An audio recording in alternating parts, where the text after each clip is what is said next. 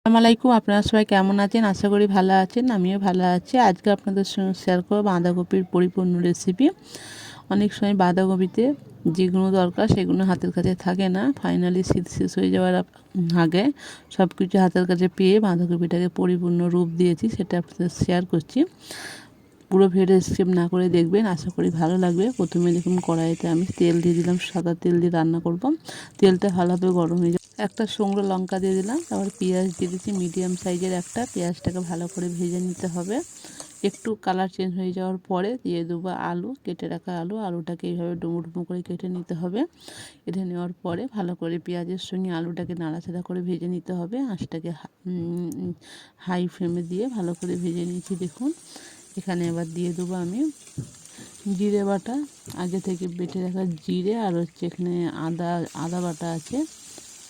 ভালো করে জিরে আর আদা আবারও ভালো করে মিশিয়ে দিচ্ছি। তারপর দিয়ে দেবো এখানে টমেটো কুচি। এখানে আমি 2টো টমেটো দিয়েছি। টমেটো দিয়ে ভালো করে নাড়াচাড়া করে আবারও মিশিয়ে নেব। কিছুক্ষণ মেশানোর পরে এবার দিয়ে দেবো এক এক করে মশলা। প্রথমে দিয়ে দিচ্ছি হলুদ গুঁড়ো, লঙ্কা গুঁড়ো, লবণ স্বাদ অনুসারে দিয়ে ভালো করে কষিয়ে নিতে হবে। আলু টমেটো এগুলোকে ভালো করে অল্প অল্প পানিতে, নিচে যেহেতু লেগে যাচ্ছে বসে যাচ্ছে, আমি পানি দিয়ে দিচ্ছি অল্প করে, দিয়ে ভালো করে এটা কষিয়ে নেব। অনেক সময় কি হয়, বাঁধাকপি রান্না করতে গেলে যখন টমেটো থাকে তো মটরশুঁটি থাকে না, তখন আর যদি এইসব থাকে তখন মাছের মাথাটা থাকে না। তার জন্য আজকে কিন্তু সব কিছু হাতের কাছে আছে, সেটা দিয়ে রান্না করছি। দেখুন একটু কষিয়ে নেওয়ার পরে দিয়ে দিলাম একটা মাছের মাথাটাকে ভালো করে ভেঙে দিতে হবে। ভেঙে দেওয়ার পরে এবার দিয়ে দিচ্ছি মটরশুঁটি। আজকে সব কিছু দিয়ে রান্না করব বাঁধাকপির পরিপূর্ণ। মটরশুঁটি, টমেটো, মাছের মাথা দিলে তবে তো বাঁধাকপির খেতে বেশি ভালো লাগে। ভালো করে একটু কষিয়ে নেওয়ার পরে দিয়ে দিচ্ছি কুচিয়ে রাখা বাঁধাকপিটাকে এইভাবে সরু সরু করে কুচিয়ে নিতে হবে, তাতে কিন্তু খেতে বেশি ভালো লাগবে আর সেদ্ধটাও তাড়াতাড়ি হয়ে যাবে। ভালো করে নাড়াচাড়া করে ঢাকনা দিয়ে দেবো। ঢাকনা দিলে বেশ খানিকটা কমে গেছে, দেখুন কমে যাওয়ার পর অনেকটা পানিও বেড়েছে। ভালো করে কষিয়ে নেব, অনবরত নাড়াচাড়া করবো। আঁচটাকে মিডিয়াম রেখে এখানে আমি ধনিয়া গুঁড়ো আর জিরা গুঁড়ো দিয়ে দিচ্ছি, দিয়ে আবারও ভালো করে নাড়াচাড়া করে মিশিয়ে নেব।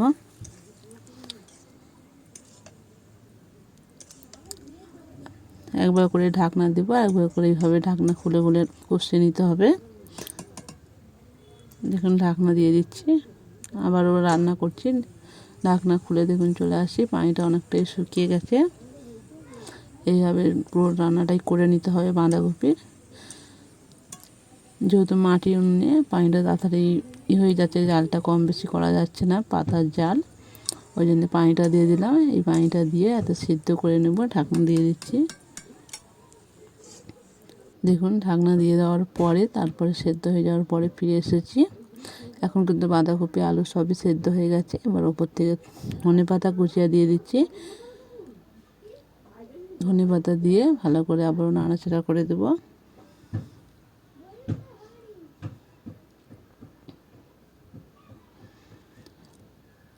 আমার কিন্তু তৈরি হয়ে গেল বাঁধাকপির পরিপূর্ণ রেসিপি। বাঁধাকপি কিন্তু মটরশুঁটি, মাছের মাথা দিলে বাঁধাকপির পুরো রূপটা দেওয়া হয়, খেতে কিন্তু বেশি ভালো লাগে। কত সুন্দর হয়েছে দেখুন। এখানে ভিডিওটা শেষ করছি। সবাই ভালো থাকবেন, সুস্থ থাকবেন।